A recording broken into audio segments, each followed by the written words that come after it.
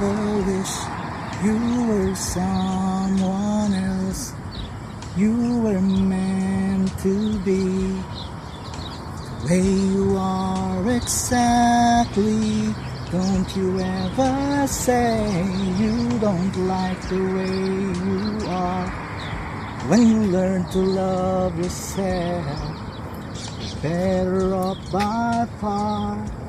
And I hope you always stay the same. 'Cause there's nothing about you I would change. Yan anak. Ganon. Hindi kailangan magkaroon ng bagay na hindi mo gusto sa sarili mo. Naranasan ko noon. Meron akong mga bagay na ayoko sa sarili ko, which is negative in my part, na ayokong magkaroon kayo sa buhay nyong yan.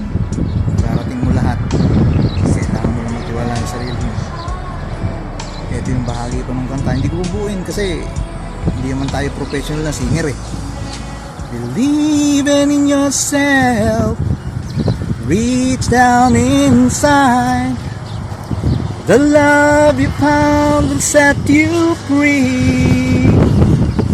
Believing in yourself, you will come alive.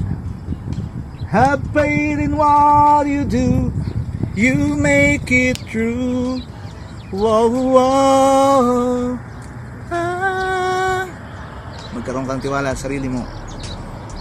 Yun lang ang mga bagay na siguro dahil nalayo kami sa iyo, sa inyong magkakapatid, kulang kami ng panahon o yung pang tinatawag na golden time na paglaki ng isang bata, nakasama kanya magulang.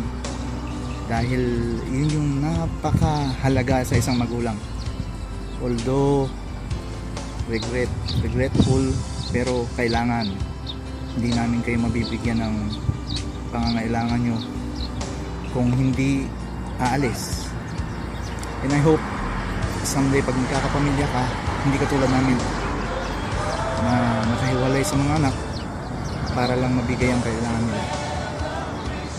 Yung mga bagay na naranasan nyo, yung hirap na nakahiwalay ang magulang, kung maiaaboy mo, maiaaboy nyo mga kapatid pag kayo nagkapamilya, gawin nyo na ngayon. Ngayon pa lang mag-umpisa na kayo, nabigyan nyo ng suhay ang sarili nyo para makatayo kayo ng maayos.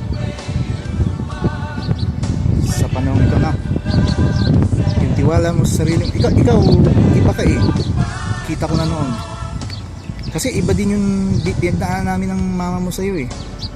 Ikaw yung bukod tangi na talaga naman nakakatakot nung panahon na, ewan ko ba, kung magkasakit kayo sabay-sabay, pagkatapos pambira, hindi lang basta pangkaraniwan. Ikaw, ano ba nangyari? 3 beses ka na dengue, then Kawasaki disease pa, ano ba yan? Isip ko. Pero alam nyo ba, nung panahon na sabay-sabay kayo nagkakasakit, lumuhod ako, nagsabi sa Diyos, Lord, binigay nyo na po sa amin sila, pabayaan nyo na muna kami mapalaki sila. Which is pinagbigyan naman dahil ayan, dalaga ka na. At hindi lang basta pinagbigyan dahil may magandang future na inilalaan para sa inyo. And I hope maabot mo lahat yung pangarap mo. Kaya sa araw nito anak, happy birthday on your 18th birthday. Ang daming okasyon na wala ako dyan sa Pilipinas. And kasama ito, birthday mo. Pero okay lang. Bahagi ng buhay ng tao yun eh.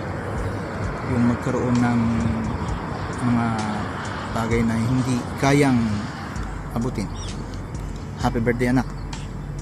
Happy birthday. Siguro by chance makarating kayo dito, yung pangarap namin ng mga and just in case na magmaterialize lahat yung plano namin, mangyayari yun. Pero dapat talaga ano lang, tapusin mo muna yung pag-aaral mo. And I hope hindi magbabago yung tiyaga na nakikita ko sa'yo dahil namumukod-tangi yung katyagaan mo sa sarili. Daig mo yung mga kapatid mo sa bagay na yan, pero iniisip ko nga noon, naluto ka sa gamot, kaya lang naka-cover up ka na. So masaya ako para sa'yo, anak. Happy birthday.